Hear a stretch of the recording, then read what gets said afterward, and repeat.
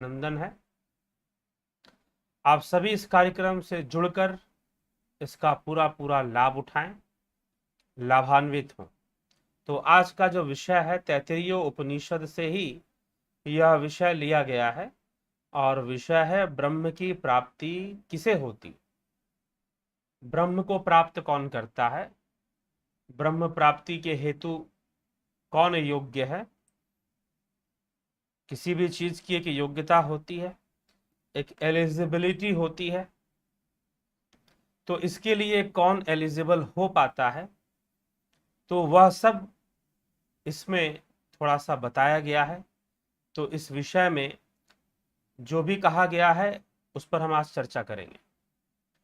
दूसरी बात कि यह प्रश्न आया कहां से, यह प्रश्न कहां से आया, तो कल भी हमने एक चर्चा की थी कि कुछ लोग कहते हैं कि ब्रह्म असत्य है, कुछ लोग कहते हैं ब्रह्म सत्य है। जो कहते हैं कि ब्रह्म सत्य है, जो ऐसा मानते हैं कि हाँ ब्रह्म की सत्ता है, लोग उन्हें ज्ञानी या साधु पुरुष या महात्मा भी कह देते हैं। परंतु क्या ऐसा कह देने मात्र से सब कुछ हो जाता है कि ब्रह्म सत्य है? क्या ऐसा कह देने से ही सब कुछ हो जाएगा? तो जी नहीं, ऐसा कह देने मात्र से तो सब कुछ नहीं हो जाएगा। तो कैसे होगा, उस ब्रह्म को जानना पड़ेगा। तो कुछ प्रक्रिया यहाँ पे बताई जा रही है कि ब्रह्म किसे प्राप्त होता है। क्या जो ऐसा कह देता है उसे प्राप्त हो जाता है कि ब्रह्म है? क्या ऐसा कह देने से कि ईश्वर है प्राप्त हो जाता है, मिल जाता है? जी नहीं, ऐसा तो नहीं होता। तो फिर ब्रह्म जो है किसे प्राप्त होता है, वास्तव में कौन उसे प्राप्त करने वाला है? तो षष्ठम अनुवाक ब्रह्मानंद वल्ली, द्वितीय वल्ली, दूसरी वल्ली, तैत्तिरीय उपनिषद के अंतर्गत छठे और सातवें अनुवाक में इसकी चर्चा मिलती है।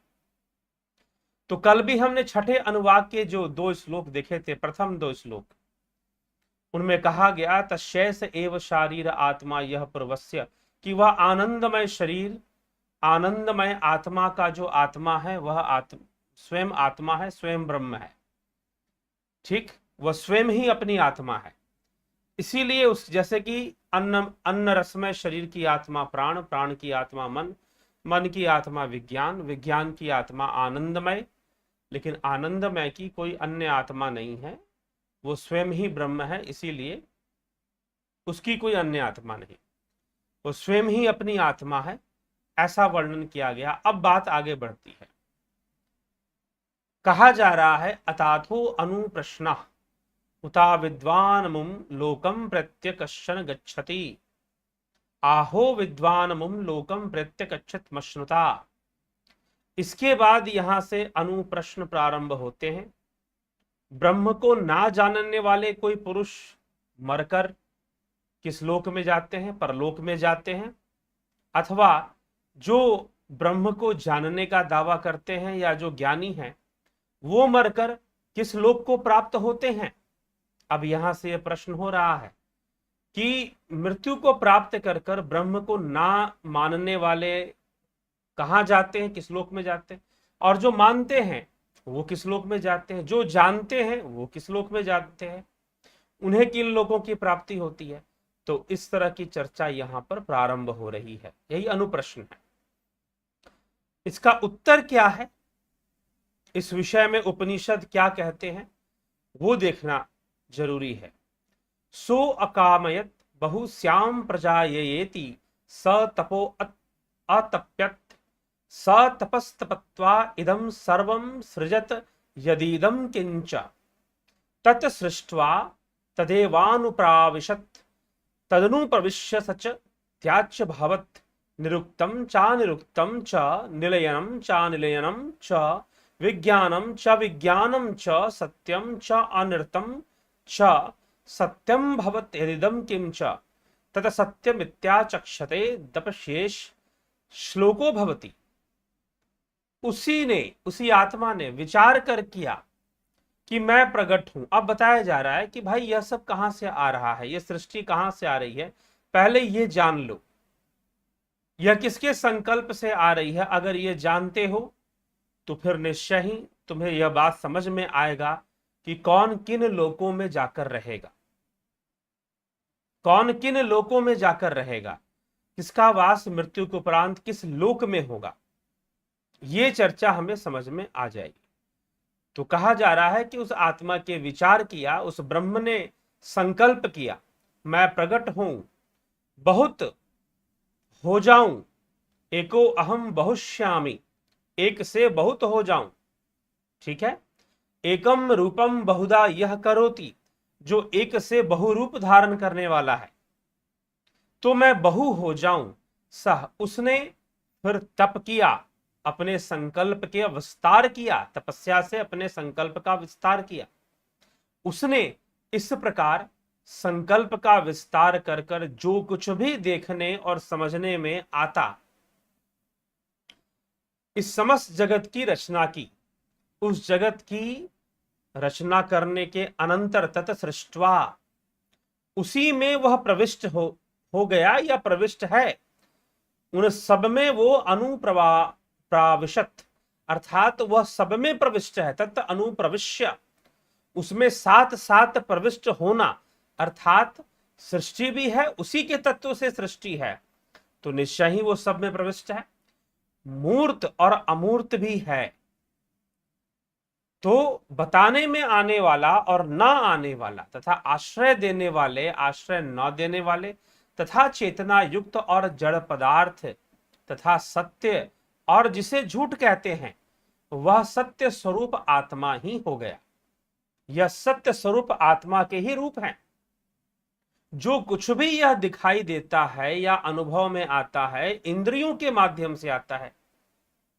इसी कारण से इसमें सत्य दिखाई नहीं देता, लेकिन सत्य तो यह है कि यह सब उस आत्मा के कारण ही है, उस आत्मा के संकल्प से ही है, उस ब्रह्म के संकल्प से ही है। उसी के संकल्प विस्तार से यह संपूर्ण सृष्टि अस्तित्व में है। सत्य तो यह है। तो जो इंद्रियों के कारण नहीं दिखाई देता, वह सब जगत आत्मा ही है। यह दिखाई देता और अनुभव में आता है, वह सब सत्य ही है। इस प्रकार ज्ञानी जन कहते हैं आत्मा रूप में सत्य है, इंद्रिय रूप में मिथ्या है। इंद्रियों से जो दिखाई दे रहा है वह तो उसका मिथ्या रूप ही दिखाई देता है, लेकिन अपने सत्य रूप में सब आत्मा है, सब ब्रह्म है। अपने सत्य रूप में सब आत्मा है, अपने सत्य रूप में सब ही ब्रह्म है। यह हमें यहां पर स्पष्ट किया जा रहा है। इसीलिए जो कुछ भी है इस जगत में, वह इस संदर्भ में सत्य है कि वह आत्मा है। ठीक, आगे अब सप्तम अनुवाक में इसी प्रश्न को बढ़ाते हुए, इसी का उत्तर बढ़ाते हुए कहते हैं, अतप्त द्वा इदम इदम इदमग्र आसित, अर्थात ततो वै सद जायेत दात्मानं स्वयं कुरुत, तस्मात् सुकृत मुच्यत इति।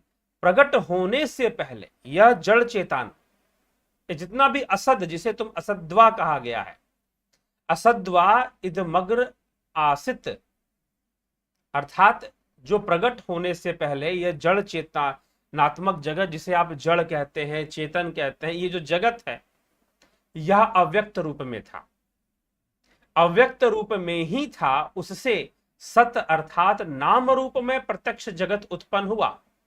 उसने अपने को, स्वयं को ही उसने इस जगत के रूप में प्रकट किया। इसीलिए वह सुकृत कहा जाता है, जो स्वयं के लिए ही करने वाला है, स्वयं के द्वारा ही करने वाला है। उसने स्वयं को ही जगत के रूप में प्रकट कर दिया। यह जगत उस ब्रह्म का ही रूप है, उससे अलग नहीं है। यह बात, बस ये जो जगत दिखाई देता है, ये जो रंग बिरंगी दुनिया दिखाई देती है, यह इंद्रियों के कारण रंग बिरंगी दिखाई देती है। कुछ वस्तु गुणवान दिखाई देती हैं, कुछ दुर्गुण से भरे हुए दिखाई देते हैं, कुछ सगुण से भरे हुए दिखाई देते हैं। यह सब कुछ इंद्रियों का विषय है, परंतु यह जगत स्वयं ही ब्रह्म रूप है, स्वयं ब्रह्म का ही प्राकट्य है। ठीक, इस प्रकार से बताया जाए। आगे कहते हैं, यद्वै तत् सुकृतम रसो वै स्वः रसम हेवायम लब्ध्वानंदी भवती को हेवान्यात् प्राण्याद यदेश आकाश आनंदो न स्यात् एष हेवानंद्याति। अर्थात निश्चय ही वह सुकृत अर्थात वह ब्रह्म, वह सुकृत ही है क्योंकि उसने स्वयं से ही सब कुछ रचा है। वही रस है क्योंकि यह जीवात्मा इस रस को प्राप्त करके आनंद युक्त होता है। रसम लब्ध्वा एव आनंदी भवति यत एषः आकाशः आनंदः। यदि यह आकाश की भांति व्यापक आनंद स्वरूप परमात्मा न होता तो कौन जीवित रह सकता था? तो जीवन का आधार भी तो वही आत्मा है। फिर तो कौन प्राणियों की क्रिया का चेष्टा कर सकता था? निसंदेह यह आत्मा ही सबको आनंद प्रदान करता है, यह ब्रह्म ही सबको आनंद प्रदान करता है, यह ब्रह्म ही जीवन का आधार है।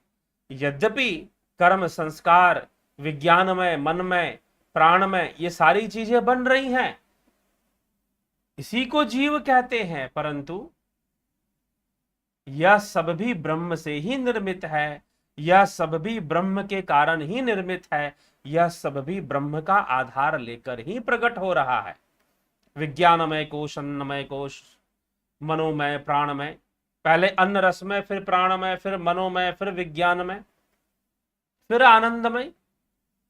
इस तरह से वर्णन हमें देखने को मिला तैत्तिरीय उपनिषद में। तो यह जो है जीव, इसके जीवत्व का आधार भी तो वो आत्मा है। सब तो उसी से चल रहे हैं, उसके बिना उनका चलना संभव नहीं है। तो इसीलिए जड़ और चेतन जो भी है वो आत्मा का स्वरूप है। यह तो इंद्रिय जगत में हम कहते हैं ये जड़ है, ये चेतन है, परंतु जड़ और चेतन प्रत्येक वस्तु क्या है? वह उस परमात्मा का ही प्राकट्य रूप है, वह उस ब्रह्म का ही रूप है। तो इसीलिए वो जड़ और चेतन से भी परे है, जन्म और अजन्म से भी परे है। ना जन्मा ना अजन्मा, ना साकार ना निराकार, और ना ही जड़ और चेतन, वो दोनों ही नहीं है, दोनों से परे एक परम सत्ता है, उसी से सब सृष्ट हो रहे हैं। इसीलिए उसे इन श्लोकों में सुकृत कहा जा रहा है, सुकृत कहा जा रहा है। तो सुकृत कहने का तात्पर्य क्या है? सुकृत कहने का तात्पर्य कि वह सुकृत है, मतलब स्वयं की सृष्टि करने वाला है, स्वयं से ही स्वयंभू है वो। ये संपूर्ण जगत उसका स्वयंभू रूप ही है, उसने स्वयं को ही जगत के रूप में सृष्ट कर लिया है।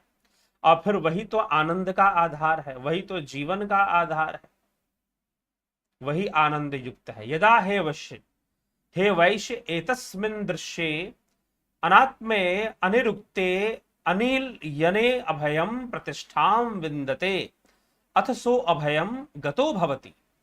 क्योंकि जब कभी यह जीवात्मा इस देखने में ना आने वाले, शरीर रहित, बतलाने में ना आने वाले, दूसरे का आश्रय न लेने वाले परब्रह्म में निर्भयता पूर्वक स्थित लाभ करता है, तब वह निर्भय पद को प्राप्त हो जाता है।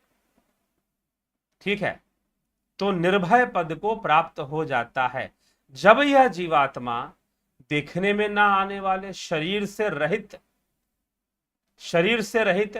देखने में ना, ऐसा उस ब्रह्म की बात की जा रही है कि वह देखने में नहीं आता, वो शरीर से रहित है, अर्थात उसे देखा नहीं जा सकता। ठीक है, शरीर से रहित है, बतलाने में ना आने वाले, दूसरे का आश्रय न लेने वाले परब्रह्म परमात्मा में निर्भयता पूर्वक जो जीव स्थित है, वह निर्भय परमात्म पद की ही प्राप्ति करता है। अब यहां पर एक बात आ रही है कि वह देखने में नहीं आता, वो शरीर में भी नहीं आता। शरीर में नहीं आता ऐसा कहने का मतलब कि वो शरीर ही नहीं है,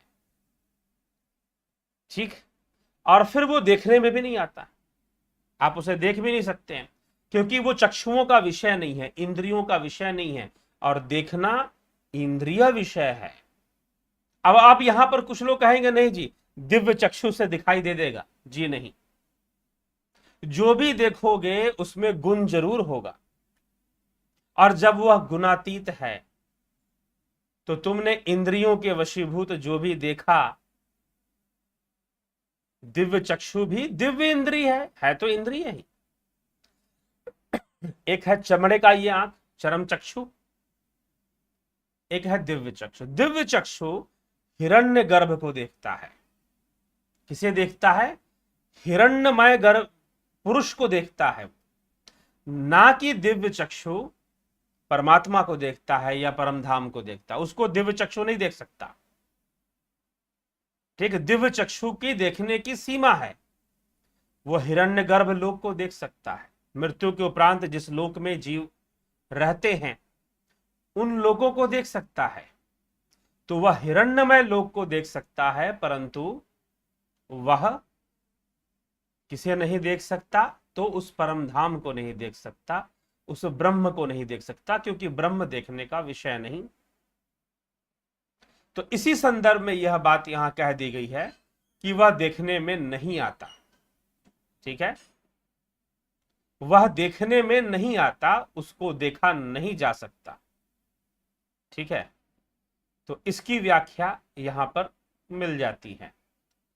तो वह जीवात्मा जो उसके देखने में ना आने वाला, शरीर रहित, बतलाने में ना आने वाला, उसके बारे में बतलाया नहीं जा सकता। जो भी बतलाया जाएगा वो प्रेरणा देने के लिए ठीक है, लेकिन उसके बतलाने से ज्ञान नहीं हो जाएगा आपको कि भाई ऐसा है तो वैसा होगा। जी नहीं, प्रेरणा दिया जा सकता है। इसलिए आदि गुरु शंकराचार्य ने भी कहा है कि ब्रह्म क्या है ये नहीं बताया जा सकता। ब्रह्म क्या नहीं है बस यही बताया जा सकता है। इसलिए ये जान लेना है कि ब्रह्म क्या नहीं है। ब्रह्म क्या है ये बताना तो मुश्किल ही है, क्योंकि यह बताने का विषय नहीं है, यह शब्दों का विषय नहीं है, यह वाणी का विषय नहीं है, वो बतलाने में आता नहीं है। ठीक,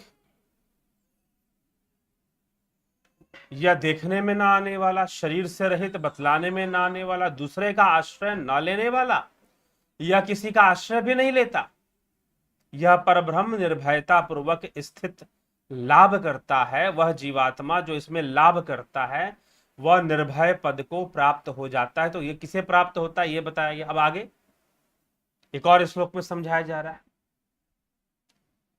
यदा हे वैश्य एतस् मिनुद्दर मंतरम कुरुते अथ तस्य भयं भवति तत्वेव भयं विदुषो मनवानस्य तदपेश श्लोको भवति। क्योंकि जब तक यह थोड़ा सा भी इस ब्रह्म से वियोग किए रहता है, एक और बात, एक और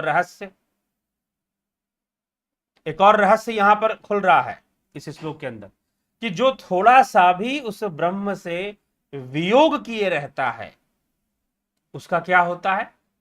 जो थोड़ा सा भी उस ब्रह्म से वियोग किए रहता है, उस अंतर से, अपने आत्मा से जो वियोग किए रहता है, उसको जन्म मृत्यु भय प्राप्त होता है। तथा वही भय अभिमानी शास्त्रज्ञ विद्वान को भी अवश्य होता है। मनवानस्य विदुषः शास्त्रज्ञ मनवानस्य विदुषः तथा अपि एष श्लोको भवति। तो भयं भवति हि यदा एव एषः उदरम एतस्मिन् अंतरम कुरुते तस्य भयं भवति, कि उसे भय होता है। जिसने भी उस आत्म तत्व से, आत्मा से वियोग किया हुआ है उसको भय होता है, उसके अंदर यह भय वृत्ति बनी रहती है, वह निर्भय पद को प्राप्त नहीं होता है।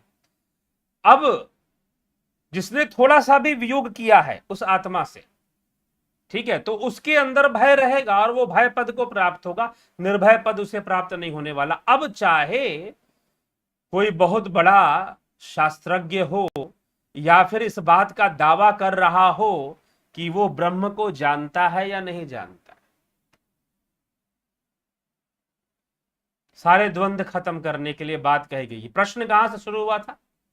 छठे अनुवाक का पहला श्लोक क्या कहता है, जिसकी चर्चा हमने कल भी की थी, कि कुछ लोग कहते हैं कि ब्रह्म नहीं है, असत है, असत्य है, और कुछ कहते हैं कि ब्रह्म सत्य है, कुछ कहते हैं कि ब्रह्म सत्य है। तो कुछ कहने वाले हैं कि ईश्वर नहीं है, आप उन्हें नास्तिक कह देते हो, एथेइस्ट। आप उन्हें अथेइस्ट कह देते हो, नास्तिक कह देते हो। और कुछ कहते हैं कि ईश्वर है, तो आप उन्हें आस्तिक कह देते हो। तो कुछ कहते हैं, यहां पर बात ब्रह्म के संदर्भ में हो रही है, विशेष रूप से परमात्मा के संदर्भ में। तो कुछ कहते हैं कि ब्रह्म नहीं है, कुछ कहते हैं कि ब्रह्म तो है, ब्रह्म ही सत्य है। तो अब जो है, ऐसा कहने वाले लोगों को साधु संत मान लिया जाता है, महात्मा भी मान लिया जाता है, माना जाता है। परंतु अब यही प्रश्न आगे बढ़ता है, अब ये बताइए कि निर्भय पद की प्राप्ति किसे है, परलोक की प्राप्ति किसको किस रूप में होती है? ब्रह्म को असत कहने वाले किन लोगों को प्राप्त होते हैं? ब्रह्म को सत कहने वाले किन लोगों को प्राप्त होते हैं? ब्रह्म को जानने वाले। यद्यपि प्रश्न दो ही है, सत और असत कहने वाले किन लोगों को प्राप्त होते हैं। तो यहां पर स्पष्टीकरण देते हुए कहा गया है कि भैया, आप ब्रह्म को असत कहते हैं या सत्य कहते हैं, यह महत्वपूर्ण नहीं है। अगर आप ब्रह्म को असत्य कहते हैं तो निश्चय ही आप ज्ञान के मार्ग पर नहीं है, ब्रह्म ज्ञान के रास्ते पर नहीं है, और आपने उसको जानने का प्रयास नहीं किया। अब कुछ लोग जो हैं ब्रह्म को सत्य कहते हैं, शास्त्रों का अध्ययन करके सत्य कहते हैं, या प्रवचनों में सुनकर वो सत्य कहते हैं, जिस कारण से भी वो ब्रह्म को सत्य कहते हैं। परंतु अगर जरा सा भी वियोग है, अगर उनकी स्थिति ब्रह्ममय नहीं बन पा रही है, अगर वह सम की अवस्था में नहीं पहुंच पा रहे हैं, तो अब चाहे कोई हो, चाहे वो ब्रह्म को सत्य कहता हो या ना, वो सारे विद्वान हो, विदुषी हो, महात्मा कहे जाने वाले ही क्यों ना हो, उन्हें उनका जन्म मरण का चक्कर खत्म नहीं होता, उनका जन्म मरण का भय बना रहता है, वह ब्रह्म में स्थिति को प्राप्त नहीं कर पाते। इसीलिए मात्र यह कहना कि मैं ईश्वर को मानता हूं, मात्र यह कहना कि मैं परमात्मा को मानता हूं, इतना ही पर्याप्त नहीं है। कहने मात्र से नहीं हो जाता है, कहने मात्र से नहीं हो जाता है, जानना पड़ता है और उसमें लय करना पड़ता है, उसमें योग करना पड़ता है। इसीलिए यहां पर साफ साफ लिख दिया गया, क्या लिख दिया गया? एतस्मिन् अंतरम, जिसने अंतर रखा उस ब्रह्म से, जिसने वियोग रखा, जरा सा भी वियोग रखा, और जब तक आशा है कि संसार के सुख तुम्हें प्राप्त होंगे और संसार के सुखों से ही तुम संतुष्ट हो जाओगे, जब तक ये आशा है तो वियोग तो बना ही रहेगा, वियोग तो बना ही रहेगा। लेकिन वह योगी, वह कर्म योगी, वह निष्काम योगी, जो संसार में रहते हुए भी, बाहर से भोग लिप्त दिखते हुए भी, वह भोगों में आशा नहीं रखता। यही बड़ी विचित्र सी बात है जो लोग नहीं समझते हैं, क्योंकि यह आपका व्यक्तिगत विषय है। एक बात ध्यान से समझिए, आप योगी हैं, आप आध्यात्मिक व्यक्ति हैं, यह आपका व्यक्तिगत विषय है। कोई कपड़ा धारण करेंगे, कोई साधु वेश बनाएंगे, किसी संस्था में जाकर बैठ जाएंगे, आश्रम में जाकर बैठ जाएंगे, तभी आध्यात्मिक हो जाएंगे? जी नहीं। ठीक है, जिम्मेदारी तो आपको लेनी पड़ेगी, अपने ऊपर लेनी पड़ेगी, तभी जाकर कुछ संभव है, तभी जाकर यह वियोग दूर होगा और योग बनेगा। अर्जुन से यही कहा जा रहा है, तस्माद् योगी भव अर्जुन। अर्जुन कहता है मैं ब्रह्मचारी बन जाऊंगा, भिक्षा मांग कर ही अपना जीव को पार्जन कर लूंगा। खत्म हो गई आशा उसकी, बचना चाहता है। श्री कृष्ण कह रहे हैं ये कौन सी कायरता है? इसीलिए किसका योग है, किसका वियोग है, ये बाहर से कपड़े देखकर, दाढ़ी, लंबी लंबी दाढ़ी, बाल देखकर नहीं प्रमाणित होगा। बस यहीं पर सारी दुनिया धोखा खाती है, क्योंकि ज्यादातर लोग योगी बनना नहीं चाहते, योगी दिखना चाहते हैं। कौन किसको नहीं पसंद कि लोग उसके पैरों की पूजा करें? बस यही समस्या है। लोग दान दक्षिणा बटोरना चाहते हैं, ठीक है। तो ऐसी कई समस्याएं लोग हैं समाज में। इसीलिए यह बात इसी श्लोक में स्पष्ट किया गया, चाहे कोई कितना भी बड़ा विद्वान हो भाई, कितना भी बड़ा ब्रह्मवाणी बोलता हो, ब्रह्म प्रवचन करता हो, अगर वियोग है तो स्थिति नहीं बनने वाली, वह ब्रह्म स्थित नहीं होने वाला, निर्भय पद को प्राप्त नहीं करने वाला, परम धाम को प्राप्त नहीं करने वाला। कौन प्राप्त करेगा? जिसका लेश मात्र भी वियोग ना हो। अनाश्रितो कर्म फलम कार्यम कर्म करोति यः स सन्यासी च योगी। जिसने अनाश्रित होकर कर्म किया,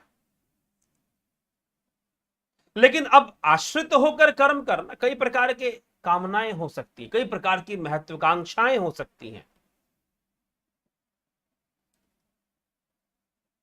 ठीक है। ये करके दिखाना है, वो करके दिखाना है, संगठन बना के दिखाना है। लोग संगठन बनाने में लगे रहते हैं, तो बहुत कुछ करना है, ऐसा वैसा 50 तरह की चीजें हैं। तो इसीलिए ये हमें थोड़ा समझने की आवश्यकता है कि कहीं हम वियोग की अवस्था में तो नहीं है।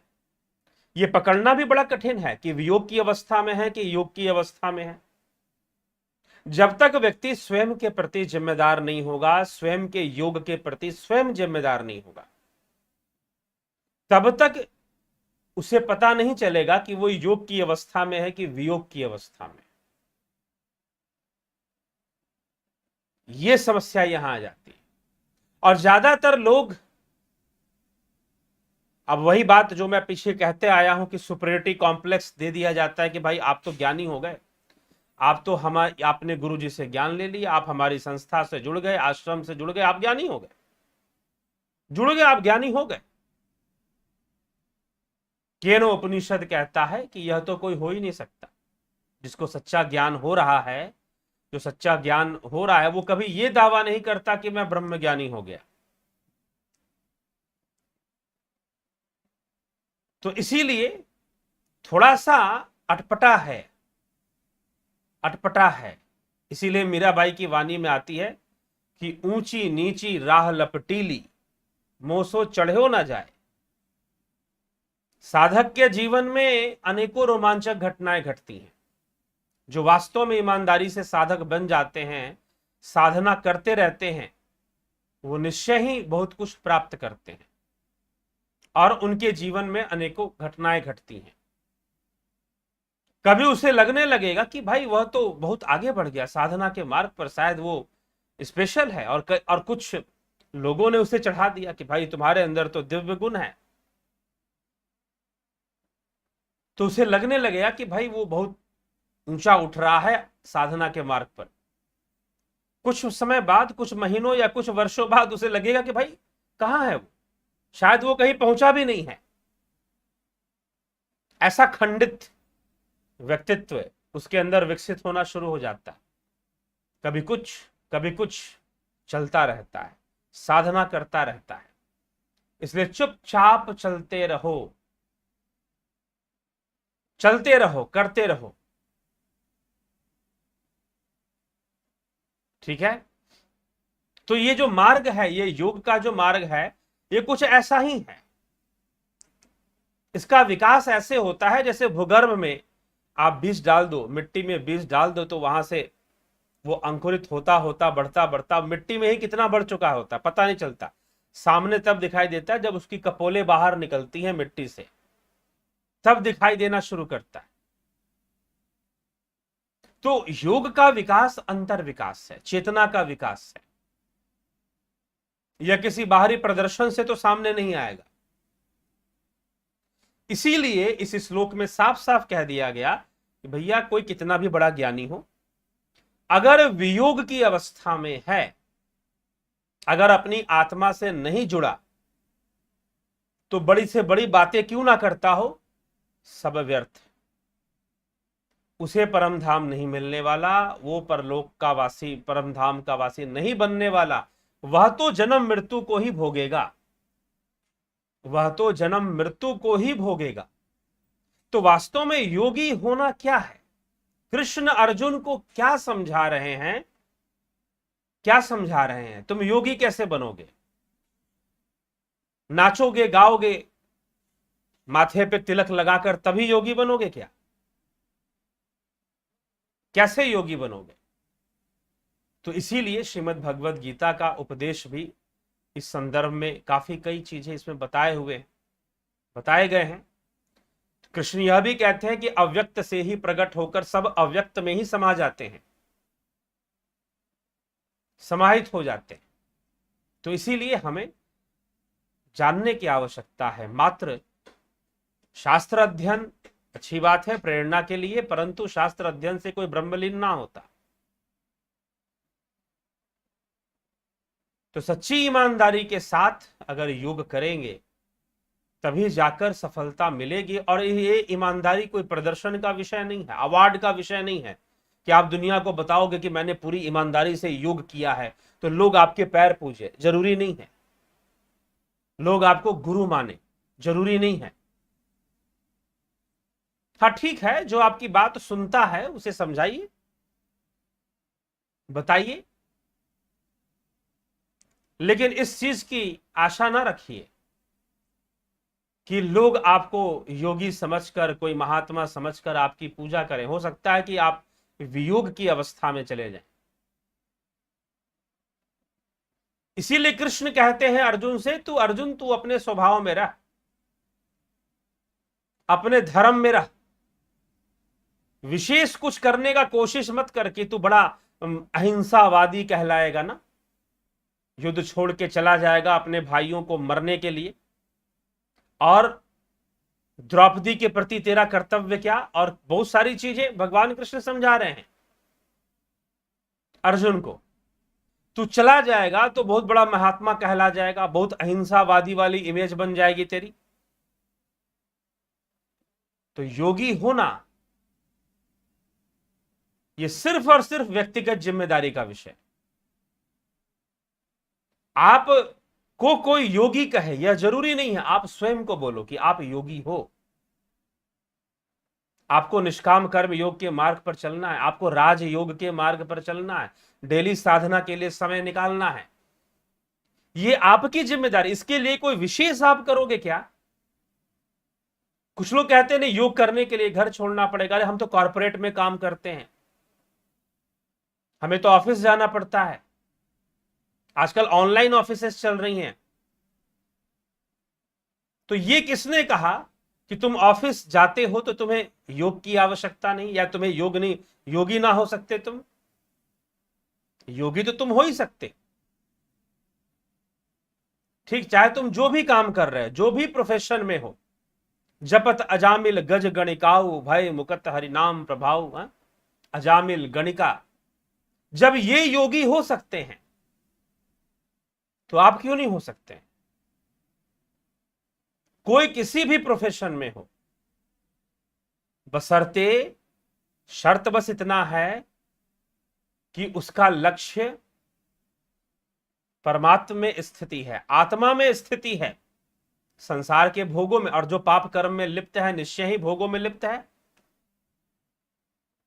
तो यह सब बातें विचारणीय है साथ में। तो इसीलिए यहां पर साफ साफ स्पष्ट रूप से इस श्लोक में, सप्तम अनुवाक के आखिरी श्लोक में साफ साफ लिख दिया गया। क्या लिख दिया गया?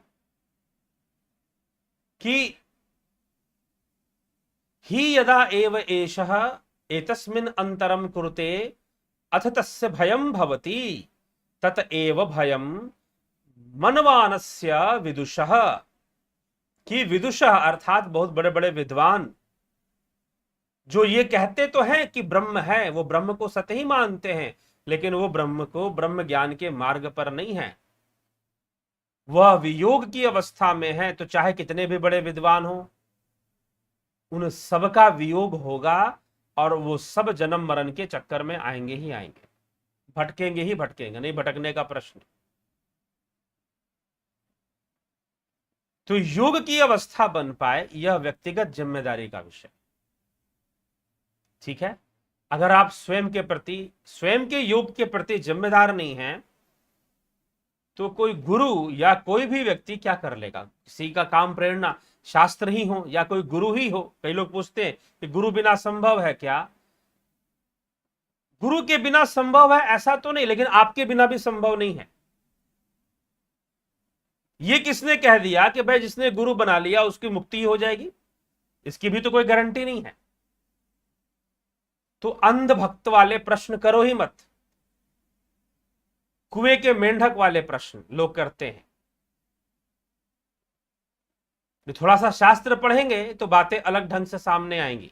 पतंजलि योग सूत्र को पढ़ लेंगे, उपनिषदों को पढ़ेंगे, चर्चा कुछ अलग ढंग से सामने आएगी। फिर समझ में आएगा कि वैसी चर्चा क्यों है, किस लिए है।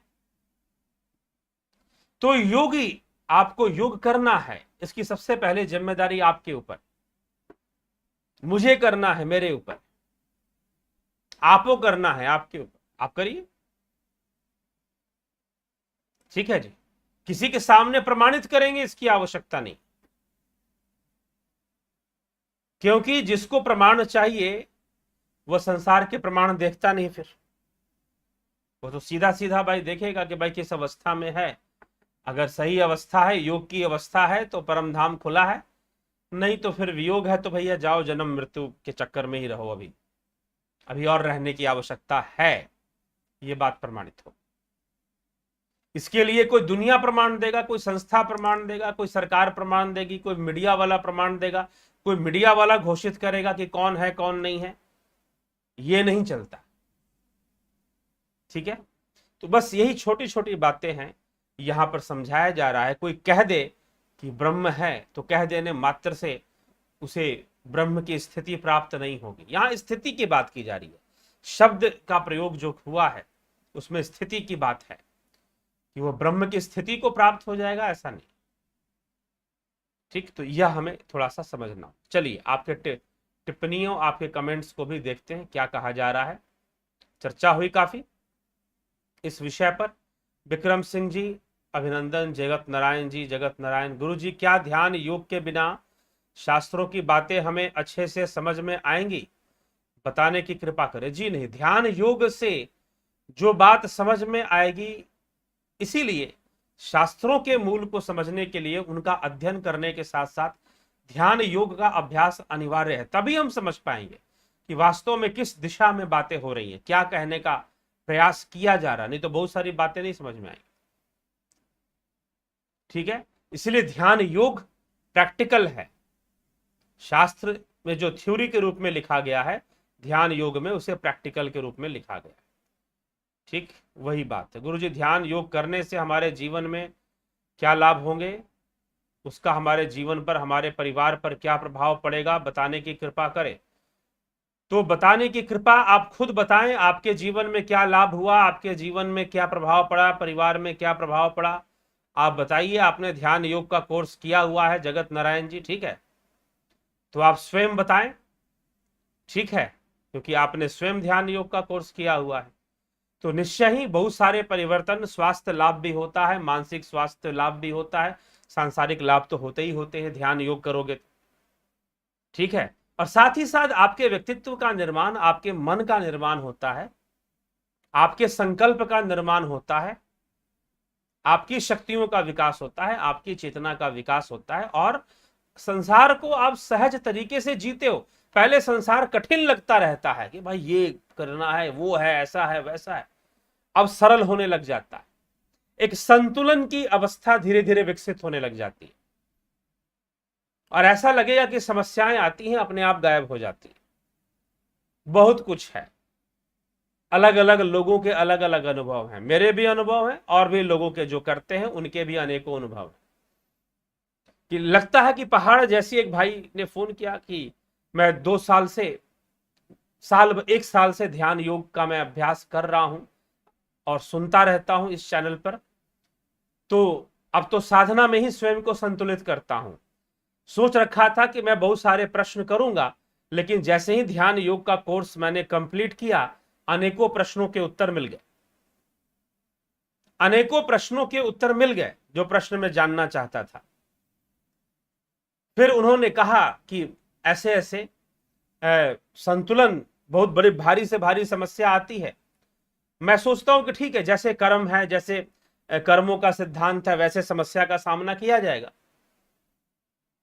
फिर देखता हूं कि समस्या अपने आप पता नहीं कहां गायब हो जाती है। शांत बैठा रहता हूं, धैर्य पूर्वक प्रतीक्षा करता रहता हूं, जो दायित्व सामने आएगा कर दूंगा उसे, करूंगा उसे। समस्या तो आ ही रही है, उसका सामना तो करना ही पड़ेगा। लेकिन देखते हैं कि समस्या भी गायब हो जाती है। पहले ऐसा नहीं होता था। पहले समस्या पता भी चल जाए कि समस्या आने वाली है तो घबराने का काम तो पहले से ही शुरू हो जाता, परेशान पहले से ही हो जाते थे। अब जो है बड़े धैर्य पूर्वक अपना कर्म करते हैं। अगर कोई समस्या आने वाली है उसकी तैयारी भी कर लेते हैं। कर पाए सामना तो ठीक, ना भी कर पाए तो भी ठीक, ध्यान योग में ही रहेंगे। लेकिन जो कर्तव्य आते हैं उसकी पालना तो करते ही हैं। तो इस प्रकार से एक संतुलन की अवस्था विकसित होती है। जरूरी बहुत सारी बातें हैं, अब छोटी मोटी बातें जो जिन्होंने किया है वो खुद अपना अनुभव शेयर किया करे कमेंट करके, अच्छी बात है। गोपाल शर्मा जी, उषा श्रीवास्तव जी, चितरंजन बरुआ जी, राम निवास मीना जी, सरोज कृष्णानी जी, फनी वीडियोज, अनिल मिश्रा जी, शर्मानंद पंडित जी, रणप्रीत सिंह जी, भुवन राय जी। गीता उपनिषद में तथा व्याख्या टीका में उल्लेखित ब्रह्म, परब्रह्म, पार ब्रह्म, पूर्ण ब्रह्म, शब्द ब्रह्म, अव्यक्त ब्रह्म आदि एक ही ब्रह्म की प्रति संकेत है। जी हाँ, उस एक ही ब्रह्म के प्रति संकेत है। ठीक। रूपलाल विश्वकर्मा, शोभा धमानी, संजय मोरे, कन्हई कुमार, जगपाल सिंह जी, भरत शबलानी जी, महर्षि विनाश जी, स्वामी जी शरण मंदिर। मेरे आज्ञा चक्र में ध्यान लगता है अर्थात बेसुध हो जाती हूँ। समय का पता ही नहीं चलता कि यह क्या है। अन्यत्र कहीं ध्यान नहीं लगता, विचार आते नहीं लगता, विचार आते। कृपा करके बताएं। अच्छी बात है, ध्यान कीजिए, ध्यान के मार्ग पर आगे बढ़ते रहिए। यह क्या है, यह कोई इसका कोई नाम जानकर इसका कोई लेबलिंग करने का कोशिश मत कीजिए। ठीक है, इसको लेबल देने का प्रयास मत कीजिए। बस आगे बढ़ते जाइए, करते जाइए, उसी में भलाई। राम प्रकाश जी, भीम सिंह मीना, माधुरी कोले जी, विठल भाई पटेल, ज्योति दत्ता, संजय कंबाट, अजित भाई पटेल, अपूर्व विश्वकर्मा, बबीता धीमान जी, हरिओम जी, योगेंद्र पंडित जी, ओम प्रकाश माली, रमेश चोपड़ा जी, धर्म सिंह धामी, पिंटू वासवा, धर्मेंद्र शर्मा, भिखू कुचाड़िया जी, हेमेंद्र कुमार जी। नमस्कार सर जी, आप हमेशा सुखी, खुशी, निरोगी व स्वस्थ रहें। ठीक है, बहुत बहुत आभार आपका कि आपने ऐसी चेष्टा की, ऐसा चिंतन किया, ऐसी प्रार्थना की, अच्छी बात। ठीक है, तो ये हमें इस विषय को समझना है। योग स्वयं को जानने की प्रक्रिया, स्वयं को जानकर ही हम स्वयंभू को जान पाते हैं। तो यही हमें समझना है, तो समझकर चलना है, लाभ उठाना है। ठीक है, तो निश्चय ही लाभ उठाते रहिए। चैनल पर प्रतिदिन रात्रि 9 बजे लाइव चर्चा आती है। ध्यान योग का कोर्स चल रहा है और जो लोग जुड़े हुए हैं वो लाभ उठा रहे हैं। अभ्यास करते रहें, आगे बढ़ते रहें।